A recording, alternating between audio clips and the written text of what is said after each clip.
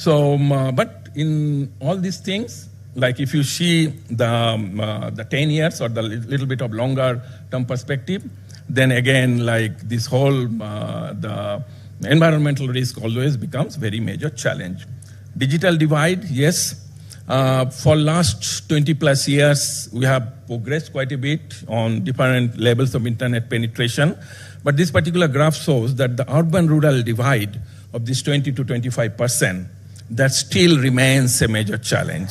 So again, the inclusivity means we talk very nicely that no one should be left behind, but in reality, it needs lots of investment. It's like the digital infrastructure is a major, major challenge in many of the developing countries. And most of our information is now going to digital. So this digital divide is a major issue. Demographic changes. And this is very interesting paper, actually, recently I found that if you look at, even in Himalaya, this is very specifically on the Himalayas, like if you look at the major challenges in the central Himalaya, yes, central Himalaya, the policy is a major challenge, and also on the left-hand side, the livelihood opportunity. But if you go to a little bit western Himalaya, the monitoring mechanism, how you actually monitor whether it has been actually placed in place, that becomes one of the major challenge. And in some cases, the early warning system also major challenges. So again, my point of showing this one is that we talk about Himalaya, Hindu Kush as one set, but there are lots of local issues, the local challenges, the local demographics, the local diversity. So it's not just one solution fits for the whole Himalayan region. We need to really understand this localization and these diversity issues and so on. Urban-rural linkage, I think some of the sessions are also following, talking about this. You know, in IPCC, we are talking about the cities and climate change, the special report. In my, in our last year, the IPCC sixth assessment report in Asia, we have been actually focusing this as one of the major governance issue or the governance tool. Because again, we cannot solve the problem in the urban region if we are not talking about a resilient rural places. And this particular connectivity, whether it is food, energy, water, all these different types of resources are very important. And this technological regime change, in Japan, we call this Society 5.0. Some of you possibly are aware about that. Why 5.0 is 1.0 when we were doing the hunting, 2.0 agriculture, 3.0 the industry, 4.0 is information, is the society where we now live, but 5.0 is a futuristic technology-driven society. We did a couple of books on this one, especially on the disaster regime. It's very nice to talk about. It's very nice to write a book or book chapter, or very good to show it in the PowerPoint. But it's a very complex issue. It needs very strong governance mechanism. It needs lots of mindset changes. It needs lots of innovations and so on. So it's a very complex, it's a learning by doing type of thing. But this technology regime is very, very important. So as part of adaptive approaches, what I mentioned, these three specific pillars, I always prefer to use this under, of course, again, I must confess that it is only my limited understanding. I don't say that this is the framework. What I learned from my own work with different countries in different regions, these three specific aspects of the governance, education, and technology.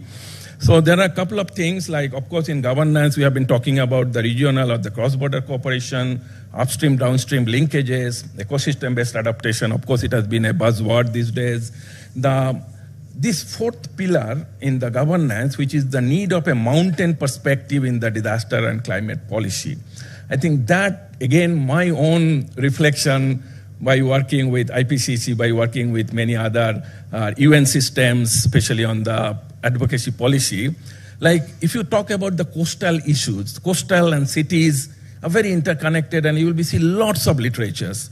But how much of good research or how much of research policy linkages are there in the mountain issues. I think still we are lacking. And again, I don't blame anyone. It's again our collective responsibility that we have been possibly not been able to do much research on that issue, or we have not been able to do more policy advocacy of this. So, quote unquote, this mountain perspective in different policy advocacy is very, very important.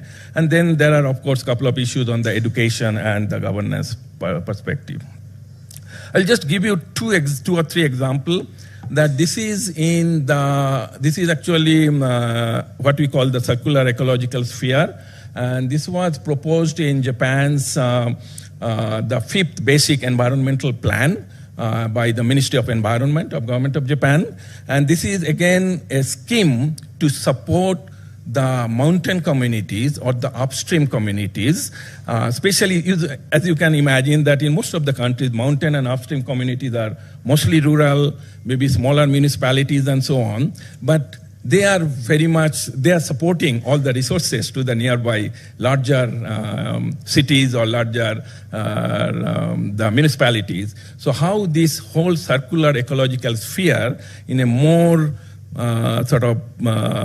governance mechanism can actually support the holistic development of the upstream and downstream. So there are a couple of examples of that. We had quite a bit of literature on this. My own students or my other colleagues also have done this one. Another very important thing is when you talk about the mountain, we talk about multi-hazard. But nowadays, what we are trying to talk about, not just the multi-hazard. Multi-hazard is okay, you have earthquake, you have landslide, you have flooding, and we just try to superimpose all these different types of maps, and we have been doing this for the last 20 years. But I think it's very, very important to think about the all-hazard approach. In this particular book, we have been trying to argue on that particular issue. It's not just the natural hazard. We need to think about the biological hazards. We need to think about the radiological hazards. We need to think about the cyber hazards and all those type of things. But again, we cannot talk about everything. We need to understand all hazard approach, but then what we are trying to propose here, that the top hazard, like each municipality, the localization, they need to identify 2 or 3 very critical hazards where they will be actually focusing on their resources, they will be focusing on their investment and so on. In the previous session also, we have been talking about the investment, and that's a very, very important aspect. And you cannot invest for all the hazards simultaneously. So while understanding the all hazard approach, this top hazard approach actually facilitate the overall investment policy. And this integrated early warning system. This is a small experiment, what we are doing for the GLOF, the Glacier Lake Outburst Flood. It's a very simple Japanese technology of we call the water battery. So it's a battery system. When it gets connected with the water or when it is soaked with the water, it starts emitting the energy. So we have been actually using this in Japan, especially to monitor the upstream where there are not that much of population. Some sort of early warning system. So we are now actually trying to do this and try to see that in some of the glacial lakes in the Himalayan region, whether this can be actually used. And this can be also connected. If we can have a mobile coverage, then it can come here in the mobile phone. But if we don't have the mobile coverage, then it can also be transferred through the Bluetooth to the nearby places. So we have to put it all this thing. Yes, our moderator is saying that please finish it. So that's my last slide. So what I just talked about, like my own reflection, again, I don't say that this is my work. I've been very blessed to have very bright students from different parts of the world. So they work very hard. I'm just presenting it. So thank you very much and look forward to the discussion. Thank you.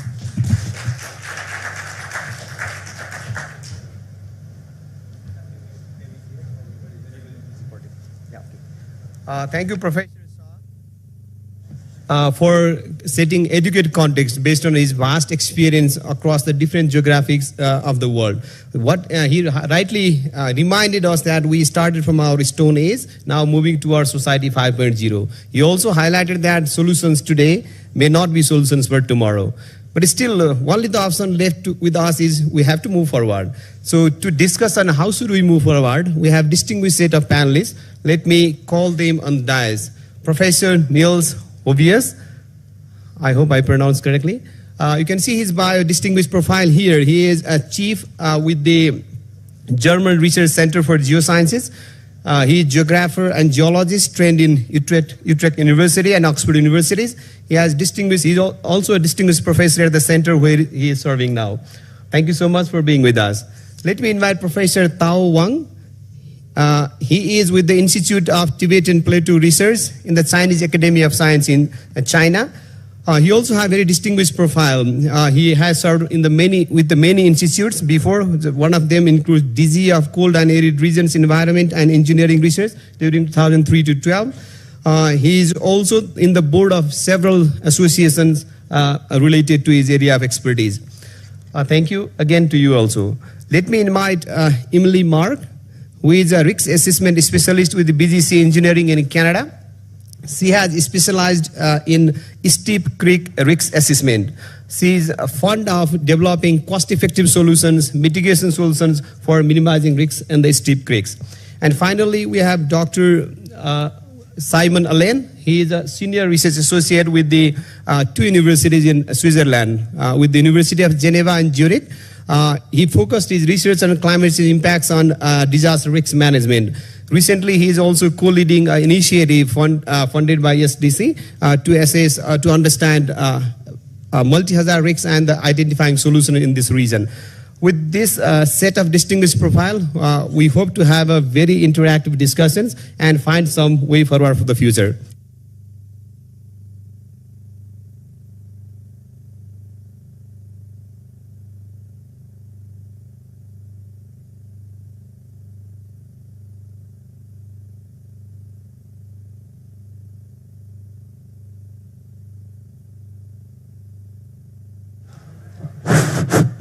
I think it worked. Thank you so much. Sorry for technical difficulties. Now, let's move directly to the questions, all right? There are a lot of things to do. There is a high level of complexity in our mountain system.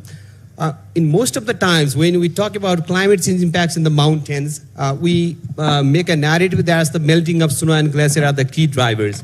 So Professor Tao has experience in the various areas of the drivers related to the mountains. Would you please shed light on whether there are additional drivers that we need to be considering while discussing about mountain risk assessment? Okay, thank you very much for your invitation, and I'm very greatly appreciated that I can be involved in this discussion. And as you said that in addition to climate change, there are other many important drivers that for mountain risk. So actually, this mountain risk is resulting from a combination of different components such as climate, the ecosystem, and also geology. All factors are interacting each other. So we should not only focus on climate change, on the climate change induced cryosphere merit. So this is not the whole picture. So I want to emphasize the two stuff. The first one is that we should pay more attention to the increasing importance of the extreme climate events. As we know that the last 2 years, the global happened the record shattering warming events. So these warming events will be expected to occur in more intense, more frequent, and also in more widespread spatial extent. So according to a paper published in Science, and the kids or children that are born in 2020 maybe experience a six-fold more climate extreme events compared to those born in the 1960s. So actually, this is a very alarming, study, and it's so that in the future that we should pay more attention to these compounding events because this heat wave can trigger, this mountain risk maybe more, intense. As we know that the mountain regions is also an amplification of global warming. So in the future that warmer world, these mountain areas maybe will be hit more hotter. And so this is one stuff. And the second stuff is that about the drivers for this mountain risks, maybe it's different. So it really depends on the land surface we consider in mountain regions. For example, in mountains with lots of the ice and snow, and we maybe expect that the compound events of the snow melt and glacier melt with flooding and heat waves. So these drivers may be more important in these regions.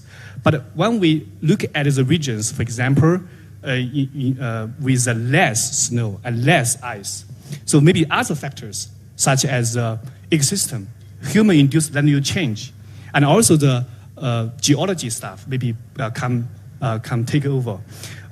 Seems like the deforestation in the low-latitude regions and overgrazing in the high-latitude regions that it could induce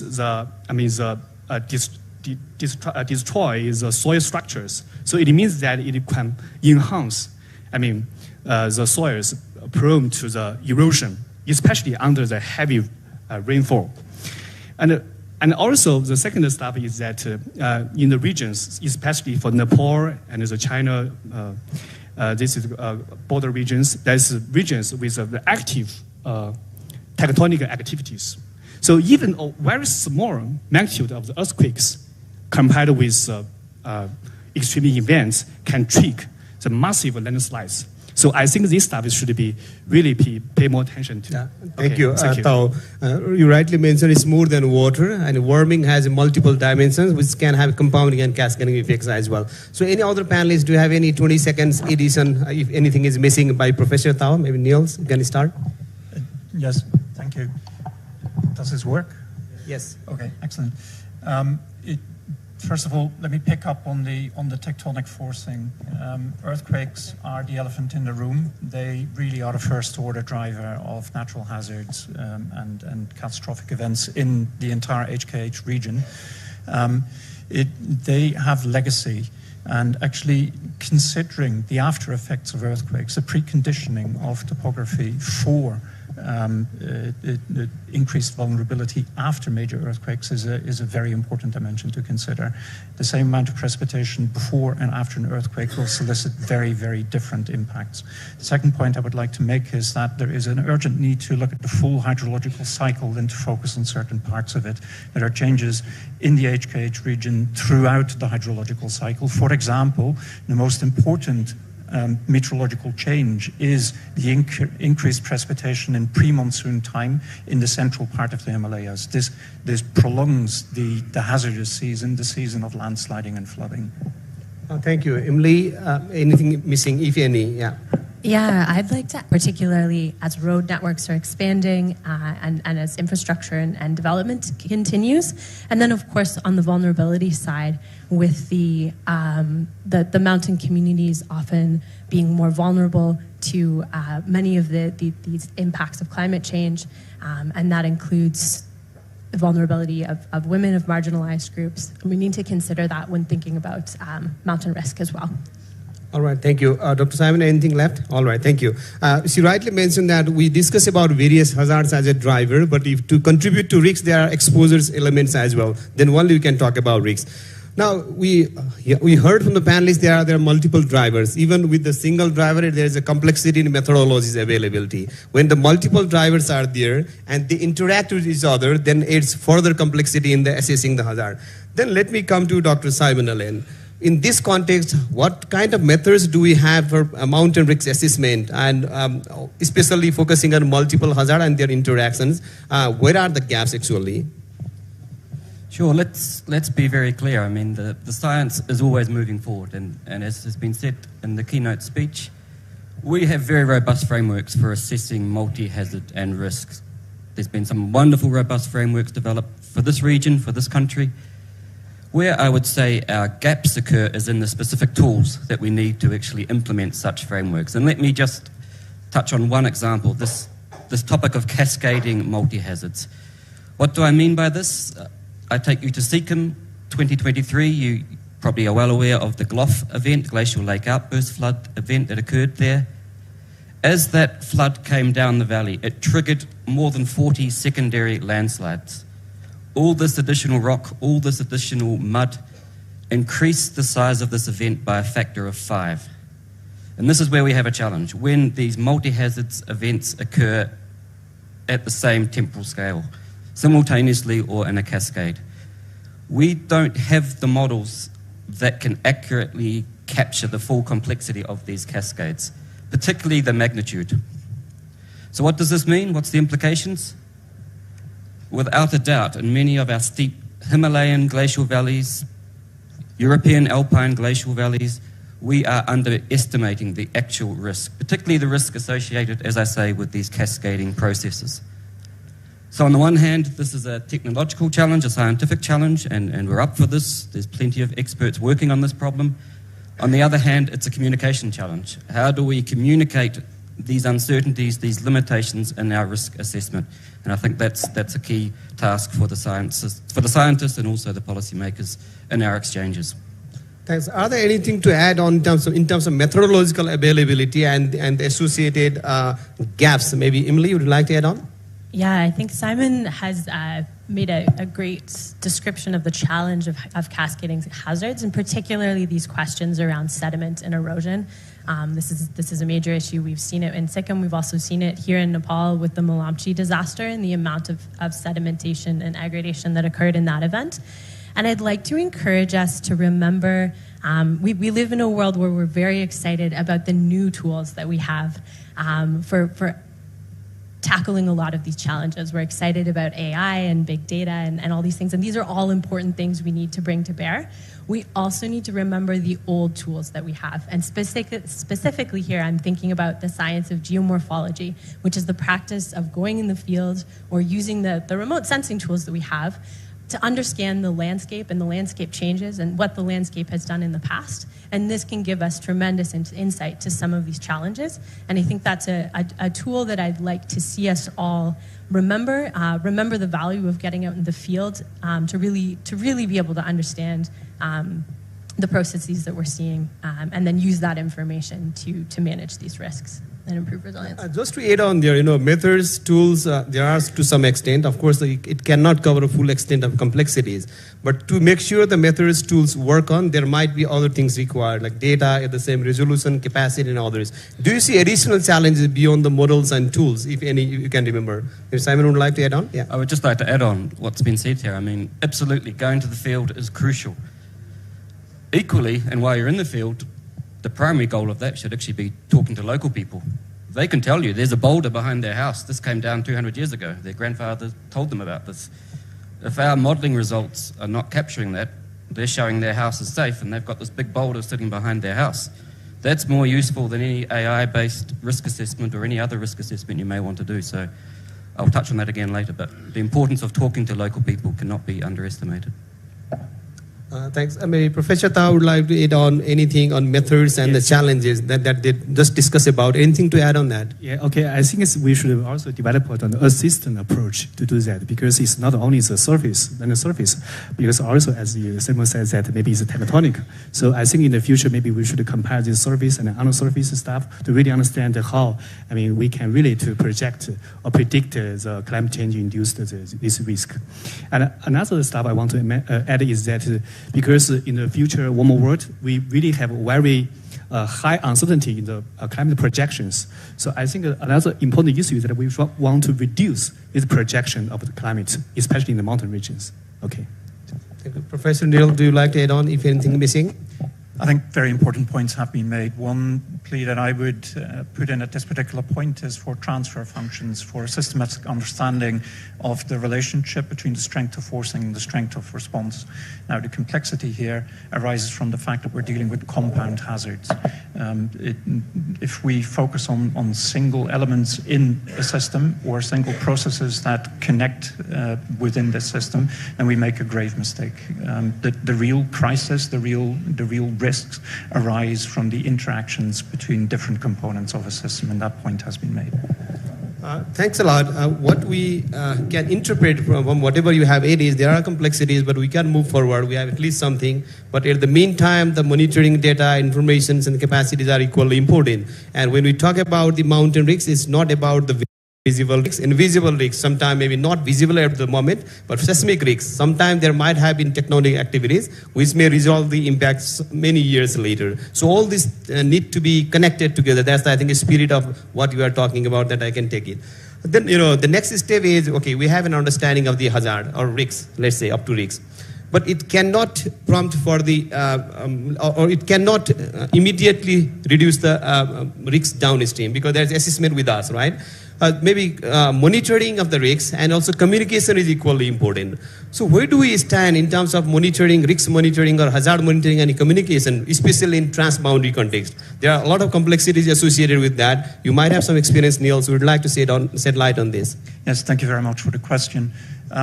We monitor and we communicate for preparedness, for early warning, and for disaster management. And the tasks and the challenges in each of these three components are different, and they may be complementary.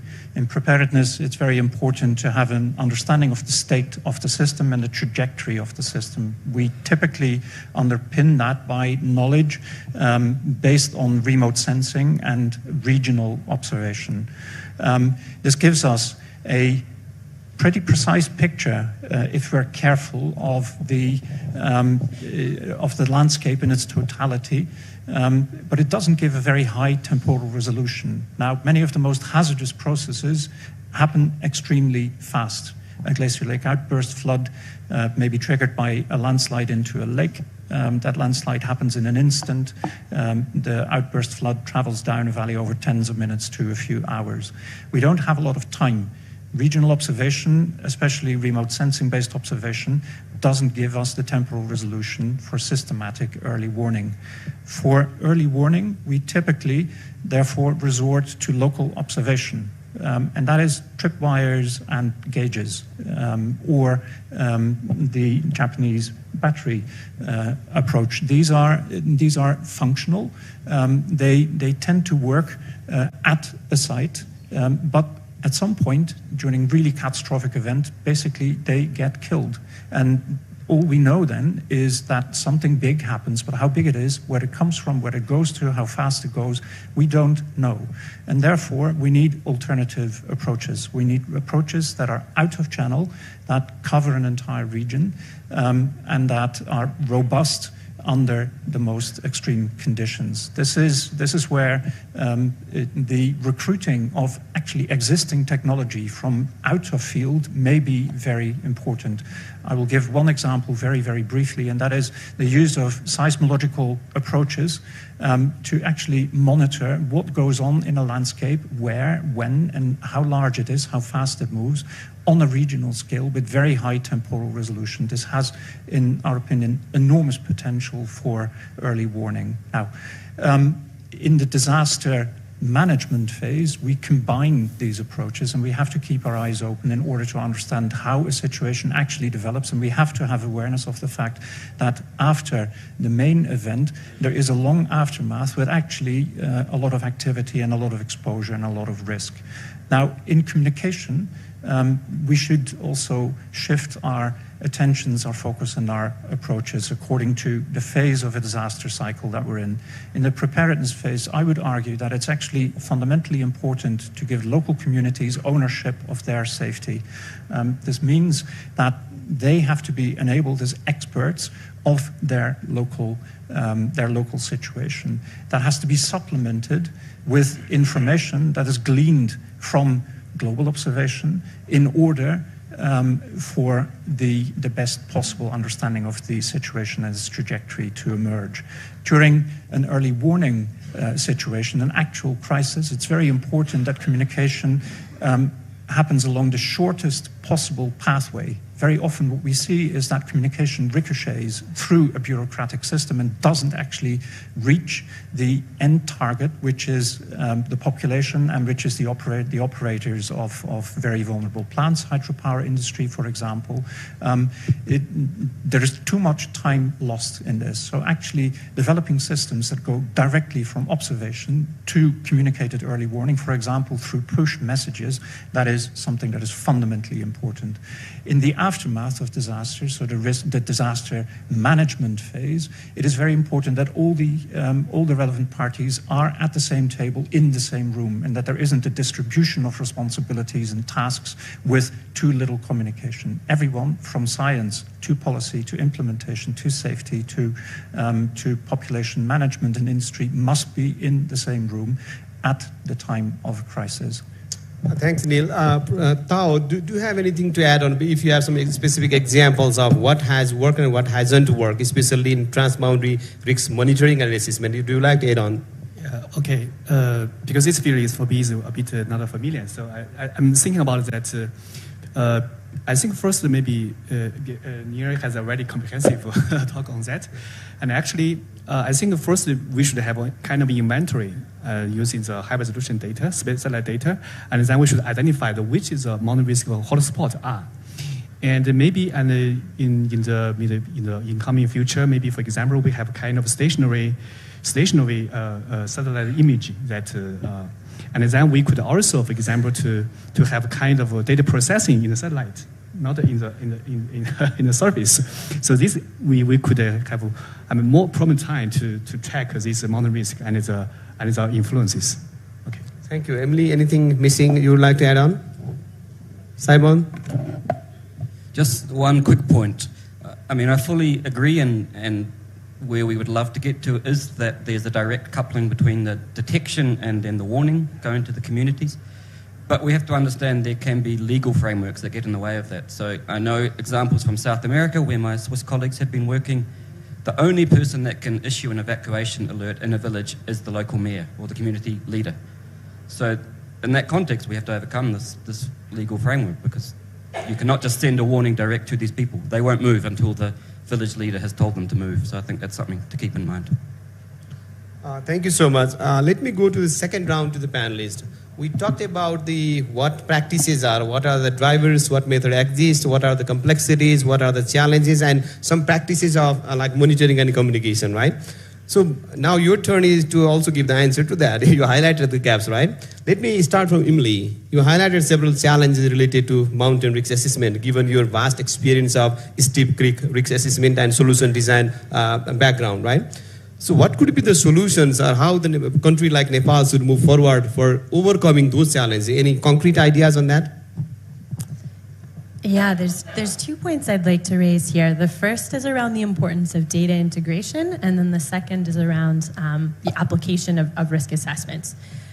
So I think in the first section of the panel, we've spoke about the hazard information that's available, the exposure information, vulnerability information, and we've highlighted that some of the gaps that exist there. But also, in general, there is a tremendous amount of high-quality data that already exists, that's held by academics, that's held by government agencies, that's held by NGOs, and it can be challenging to make progress and use that information until it is integrated into a central location, and then there is the ability to actually use it to inform decision making. So it's not a comprehensive we can't have a comprehensive understanding of risk if one piece of that risk understanding lives here, one piece lives here, one piece lives here. We need to work to bring it together, and that's something that through the Building Adaptation and Resilience in the Hindu Kush Himalayas initiative, the Asian Development Bank initiative that was highlighted in the introduction to this section, that's something that we hope to start working with the government of Nepal to do, and as well as the government in Bhutan, as well as working with ECMOD and other important players in the region to make this easier to do, because there is so much good risk information and it needs to be more accessible. And then the second portion is around, once we have that risk understanding, it's not enough to complete a risk assessment and have that live in a data portal or in a study on a shelf. We need to think about how we can actually operationalize that information to move to a place where we can enhance the resilience of our infrastructure, enhance the resilience of our communities that are subject to these mountain risks. And that can be done through a few different things. That includes the strengthening governance, policy, regulation of that policy. It's not enough to have the policy. We also need to have strong regulation around it, as well as the financial tools and financial systems that are needed so that there is actually funding available to encourage this enhanced resilience. In terms of that's a really good idea that we need to work on multiple spheres, not in a single sector intervention. That's the key message. Professor Tao, are there anything to add on what Emily has said on? Yes, please. And nothing, okay. Neil, do you have something? Then maybe to Simon, in addition to adding, I have additional questions to you also. And if you have anything, you can add and continue with the question. So far, we discussed about biophysical aspects only. Societies, communities are the key aspect. Whatever we do is for the communities, right? So community knowledge, local knowledge, traditional knowledge are equally important. How can we combine the technology, the scientific technology we have developed so far, or will continue to develop, and the community-based approaches for improving risk assessment and also communication and finally enhancing resilience of the communities? Would you like to add on some ideas on that, please? Yes, let me focus on two aspects. Firstly, as we've touched on, the risk assessment. And as I mentioned before, local communities, they have this knowledge. They have their understandings of the risks that they live with, passed on from generation to generation. Of course, let's be clear, climate change comes, it changes those risks, it creates new risks in some cases, and that's where the role of scientists can come in with our tools to predict and to project the future risks. But the starting point in these risk assessments must be going to those communities, harnessing their knowledge and their experience, and then we come as scientists and we build on that. The second point on the risk communication. Again, we know from examples globally, local communities have their existing communication networks, their informal lines of communications. As we've heard, we've got technology that can detect natural hazards. There's smartphone-based apps that can spread that warning. But we know from examples, and again, I look to SECAM 2023, the way in which that message finally went from household to household was through these informal lines of communication. So again, our role as scientists and as practitioners is to harness this information. Start early with the stakeholder engagement, learn about their knowledge, learn about their communication systems, and bring that into our disaster risk management planning. Emily, do you have anything to add on what he has said, especially integrating community-based approach in the scientific technical tools? Yeah, maybe just very briefly, and I think this directly aligns with what you were saying, is the importance of the community ownership in whatever is done. It's one thing to really many of these early warning system tools, we might dream them up as academics or consultants, but if we don't have that direct buy-in, this is what you're saying as well, and ownership from the community, then we're not going to see even the best ideas result in actual action. And it requires action at that community or provincial, district, ward level of government to actually have change happen. Tao, you have anything to add on this one? Neil, do you have anything to add? In addition to adding, you can continue with the other questions. Emily rightly mentioned that even if we have technological solutions or community-based solutions or data and capacity, to make sure that really works, governance, institution policy is the key. So when you continue, would you please also shed light on what kind of governance solution might help to make sure the technologies we have, tools we have, will really work to solve the problem? Yes, thank you. And that is really a very nice segue. And my colleagues on the panel have very rightly stressed the importance of community empowerment and the harvesting of information, traditional information, and oral information that resides within these communities. Science also has a very important role to play in liaising with policy and with management, and that goes in a completely different direction. And my actual observation also during this Sambad is that there is somewhat of a disconnect between the sciences. Is a very science-heavy panel. I bet you that in the next room where they discuss loss and damage, there is less science and there is a different audience. It's a shame that these two sessions are planned one against the other. It would be really nice to have a continuous and substantial dialogue and two-way transfer of information between research and policy and implementation. This is fantastically important. It means that science is communicated in clear ways. It also means that there is a very keen ear for that communication and an absorption of information at a higher level than is typically the case. There is a tendency for forums like this messages to become echo chambers for simple messages. The danger is that these messages are oversimplified, and this is where a continuous dialogue of substance between science and policy can be really important and can enrich and actually strengthen the debate. Now, a lot of what we talk about is flow, air flows in the HKH region from south to north, water flows in that same region from north to south. Both airflow and water flow don't observe any borders, any national boundaries. Information, knowledge, expertise tends to stop at national borders. And here is a fundamentally important problem. In order for us to get on top of the risks of the management, to deliver adaptation and resilience, we have to take an international integrative approach. This has to be done fast, it has to be done with trust and with proactive sharing of resources, of understanding and of data. Now, in order for this to be really effective, there has to be compatibility. That means that in the various national theatres, we have to make the same types of observations. We have to have a shared understanding of the essential variables, as it were, within this system. That has to be shared not only at national level, but also at international level. We have to observe those variables in similar ways, and we have to be able to digest the information that we gather in a unified and a very rapid fashion. AI will play a very important and increasingly dominant role in this whole thing. But old-fashioned dialogue and diplomacy are important here. This is where science actually leads. Science is about international dialogue and exchange. This is where policy has a lot of catching up to do, and where diplomacy and politics, I would really hope venture out of national shells and really engage at an international level by, for example, creating networks of national risk assessment and management, disaster management centers that not only focus on management but also host research.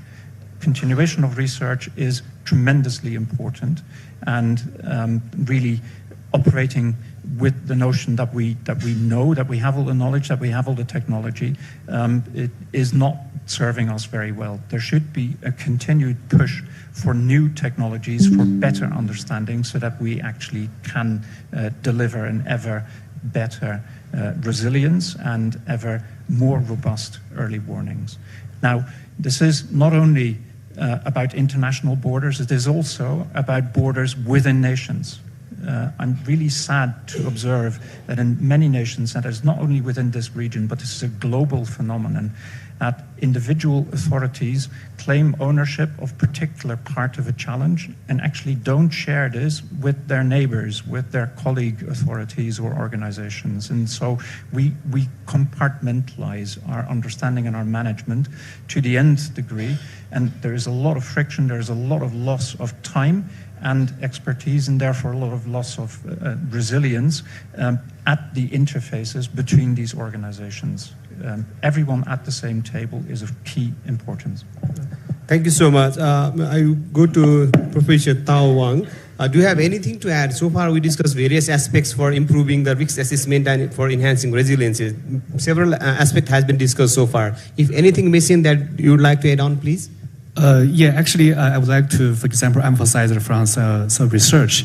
I think for the mountain risk, as we talked a lot, there's many risks, but I also see the positive side of the climate warming, because as we know that in the mountain, in the high elevation, that is snow and the permafrost and glacier will retreat. But I think the green and vegetation will reside in.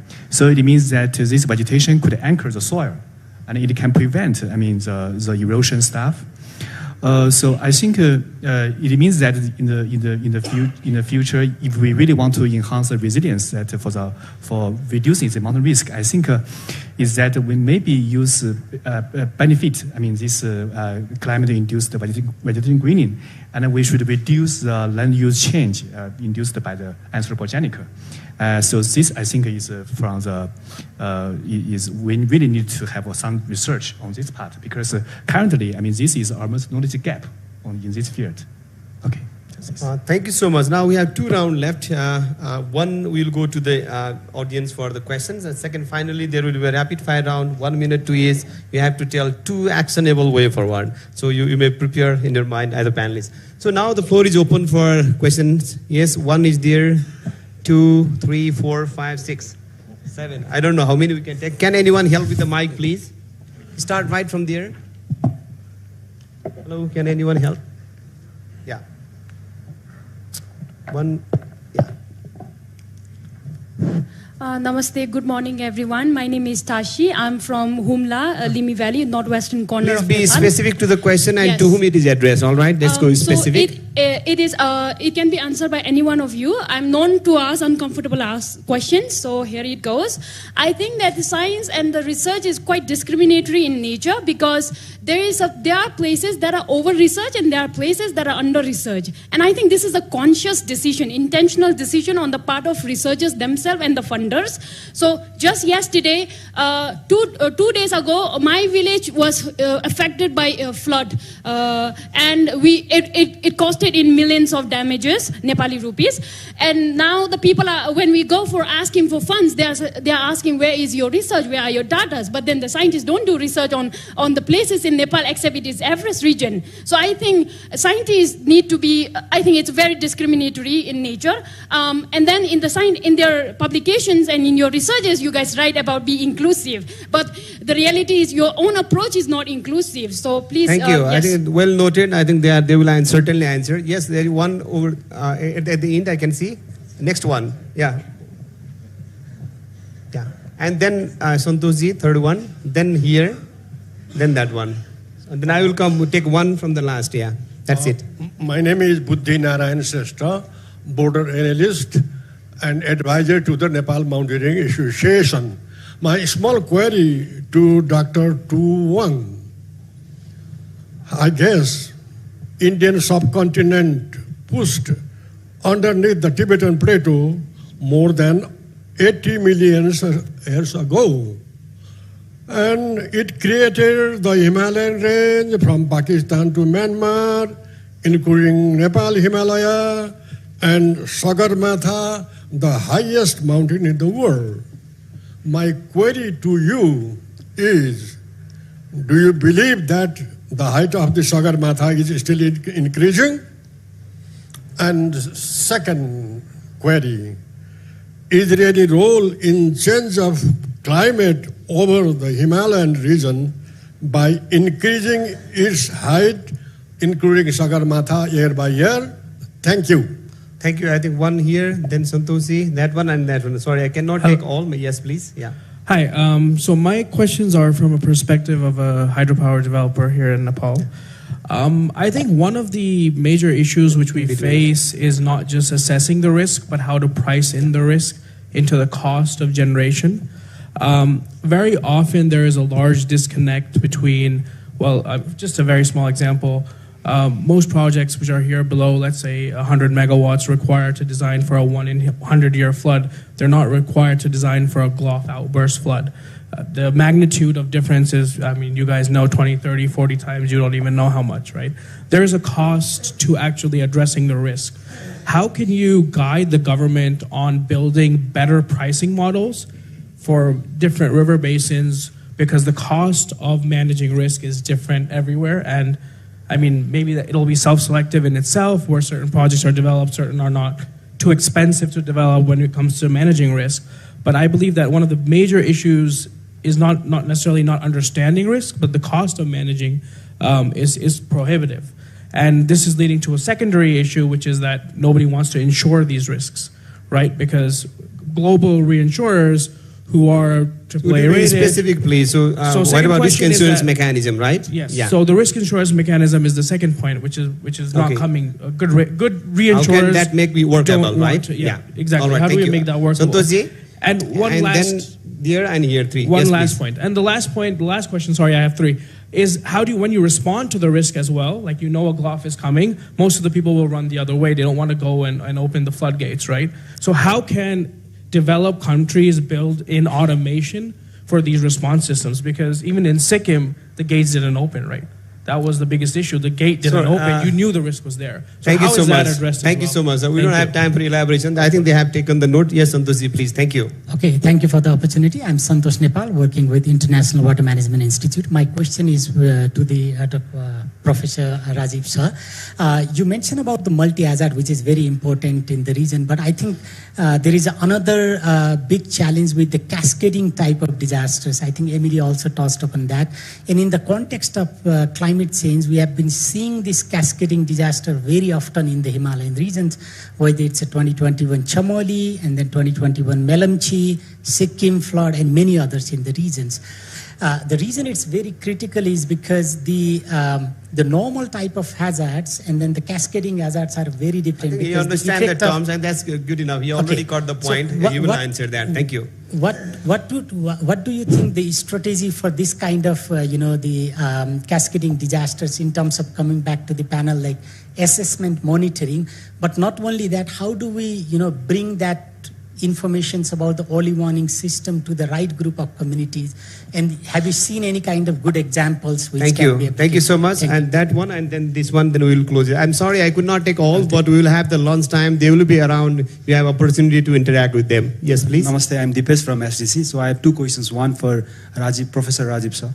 So we all understand that if we have more quality data from transboundary countries, then we can do more better research, which will help to make our decision, right? But we have been hearing that from very 10 decades ago that we need that type of platform and data, but we don't have that type of thing. All the data are segregated with some institutions, some countries and everything.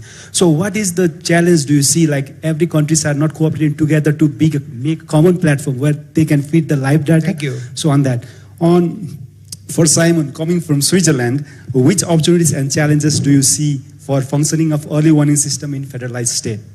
Thank you. And the last question, then we'll come to panelists. Namaste everyone. My name is Kushma Kisi. I'll keep my question very brief. So my question is, how does, we have all scientists and researchers in this panel, so how do the research, the work that you've done, the data, the research that can make a significant impact in the people in the Himalayan region? I do know Tashi did mention about glacial lake outburst flood in her village. So how do the kind of work that you've been doing can make a significant impact in the people that live in the mountain region? Thank you very much. Thank you. With my apology to other hands that were raised, let me go to panelists, and I will add one more question to you. What we are talking since yesterday, that there are a lot of things to be done. Finance is always limited, but on the other hand, there are global climate finances sitting somewhere, and with the difficulty to access that. And main challenge with that is, of course, there are cumbersome processes. In addition to that, each and everything, whatever the damage and loss we have, that needs to be attributed to climate change. There is a climate science. What kind of advancement we have in attributions to climate change? If you have some insight, whoever wants to take it, it's an open question to all. With this, maybe let me start from Simon. When you respond, you can also respond the question related to that, and also give the final two messages as a way forward, so that we can combine two sessions together. Thank you. Very good. I think I'll try and combine answers with my ways forward. But so your question, I'll start with, fresh in my mind, about the attribution to climate change. The IPCC Secretariat's just left. I mean, he would certainly be the expert on this. But with attribution, our challenge is with the extreme events. Climate change attribution can be done pretty well for slow changes, the mean changes, but attribution to extreme events, or attributing extreme events to greenhouse gas emissions, that's the challenge. And in the Himalayan context, think about things like cloudbursts, trying to link individual cloudbursts to the effects of man-made climate change. That's a challenge still. It's not only challenge, also do we have advanced sciences on that and examples? You don't need to elaborate now if it exists or not. Yeah. If I go back to Kiranath, this was the major flood event in 2013. People have retrospectively looked at that event with all the advanced modelling, and they can put a probability on the effect of greenhouse gas emissions contributing to that event. I think from memory something like it was enhanced by 30% as a consequence of greenhouse gas emissions. So it can be done, but it's complex. Yeah. Any final message? Okay, sure. Well, I will partly respond to the question down here too with my way forward. I think key is to bring all the different voices to the table when we want to address risk management challenges in these mountain villages. Look up at the podium here, we have engineers, geologists, geographers. That's just a very small subset of the skills that is actually needed to address these challenges. And of course, the diverse voices from the global south, from the global north, combine our experiences from Switzerland with the Himalayas, getting that exchange of knowledge, and then finally the stakeholder dialogue. And I think at the Sambad here, this is a great opportunity. The way forward is to keep this dialogue happening with the full range of voices. Thank you. Thank you, Imli. Any questions addressed to you? And then the final message. All right. The first piece I want to address is the first question about the science not being sufficiently inclusive. And you're right. This is a problem. This is something we need to fix and we need to do better at. Because to some extent, the hazards, the mountains are the same across. But when we're looking at risk, a major component of risk is the people and the communities that we're trying to protect. And we know those are different across Nepal, across the valleys of Nepal, across the countries that are represented here at this dialogue.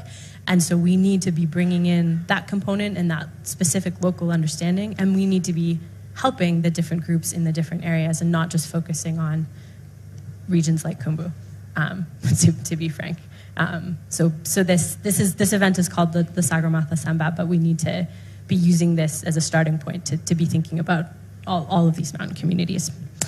The next question, the three-part question on hydropower, I think I don't have time to specifically respond to each of those, but I'd be happy to discuss afterwards.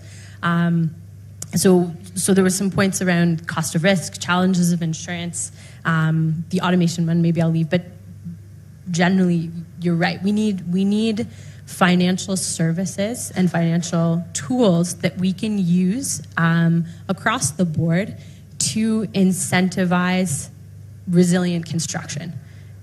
This needs to be something that so you're mentioning the point about the 100-year flood versus needing to design for a glacial lake outburst flood. So if that is a step that an individual the hydro developer is taking, that should make it should result in theory, again, I'm speaking as a scientist, not as an economist. I don't get to decide these things, but in theory, there should be availability of cheaper rates of financing and other tools that are going to incentivize that resilient development. So I think that's something to continue the dialogue around while we're here, continue the dialogue around outside of this room, and look at what tools we can develop. Because in reality, as much as we need to get the science right, the risk understanding right, but we also need to create that system in the world, in the hydropower industry, and in general, where there are financial mechanisms available, where we can demonstrate that resilience is cost effective. That's the world we live in. And so the tools need to be in place for that. I really like the question about how the work that we're doing can help people, and I think I'll use that one as kind of my opportunity to sum up as well. A lot of the work that I've done in my career has been working with mountain risks and helping often Indigenous communities in Canada to find cost-effective ways that to manage these risks that match limited resources. So recognizing that here in Nepal, in Canada, there are limited resources to manage these challenges, and so we need to use the tools that we have to find ways to manage these risks in a way that match the means of the people. And then the last point I'd like to add is that the importance, stressing again, I guess that's important, it's come up a few times, the importance of data integration and the importance of moving beyond just risk assessment to this place of operationalizing the risk assessments to actually produce resilience. Thank you, Professor Tao. Yeah. Okay. I just want to mention that about data sharing policy. I think this is quite important because you can really use this as pressure data for disaster reductions. And actually, in our institute, we have a solar power data center. So in this data center, we publish many of the data that can be publicly available. So I think this is a very good example that for the sharing policy. And the second part I want to say that the questions are concerned with that how also help the person, government to really to avoid this mountain risk. I think maybe in the future, and also Neil talked before that we really need to develop an AI guided model and to really to track, I mean, the mountain risk that in the hotspot region in near real time. And we have this kind of information combined with the data set, and we really can have a very good inform for the local person and the government. Okay, that's it. Thank you. Professor Neil, yeah. Thank you. I'd first like to pick up the first and the last question and try to combine them. It must be clear that the role of fundamental research is not to assess and address individual situations, but to address generic questions and to come up with knowledge that is transferable. If you talk about specific situations, specific locations, then they may contain information that can actually help us to develop generic understanding. But the responsibility for the research in these specific areas lies with surveys rather than with blue sky science. Now, where blue sky science can actually give a fundamental contribution is in the development of concepts, new concepts and technologies for early warning. For observation of states and trajectories of Earth's surface systems, and so on.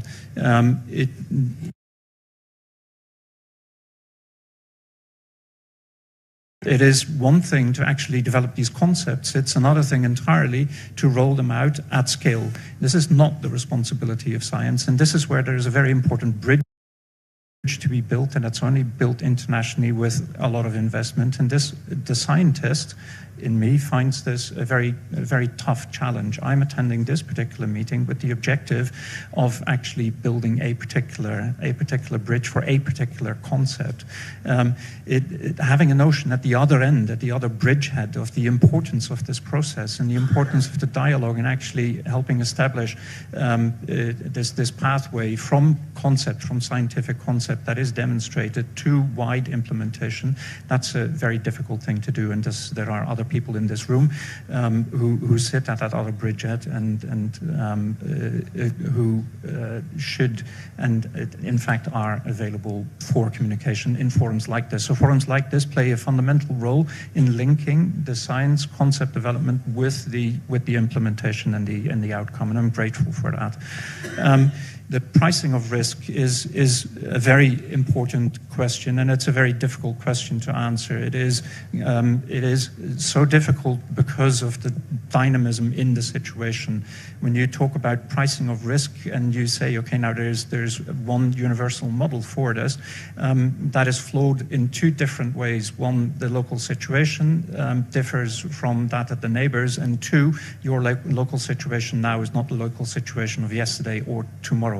I already stressed that, for example, having had an earthquake in a particular region, it predisposes that region to different levels of propensity to hazardous geomorphic processes, for example. So actually having an eye on that and understanding that the pricing should be dynamic as the risk is dynamic, that is very important. Now, how exactly to do that is a completely different question. This would have to be informed by statistics going beyond individual events. It also has to be informed by the notion that many of the most damaging processes and events are actually not those that originate at the most obvious locations. Yes, the Sikkim flood did originate in a 50 million cubic meter glacial lake, but the Chamoli landslide that caused a similarly large flood catastrophe in northwest India just a few years back didn't have a lake at all. The Melamshi flood, which was utterly damaging in 2021, the same year as the Chamoli flood, just to the north of here, may have originated due to a local cloudburst. It may have originated in a tiny little lake outburst, but there's no large evident source. So actually looking for sources and focusing on them, it doesn't give us the full picture and therefore doesn't give us the full price. I don't have an answer to this, but this is a fundamentally important problem and one that has to be addressed in order for hydropower to be safe and sound. And my closing statement on that would be that risk should be thought at the earliest opportunity. It's cheapest to actually address risk at the first point of planning rather than as an afterthought. When you first build and then you think risk, then basically you've already invested and the price of the risk is going to be disproportionately high. Think risk from the start. Thank you, Professor Neil.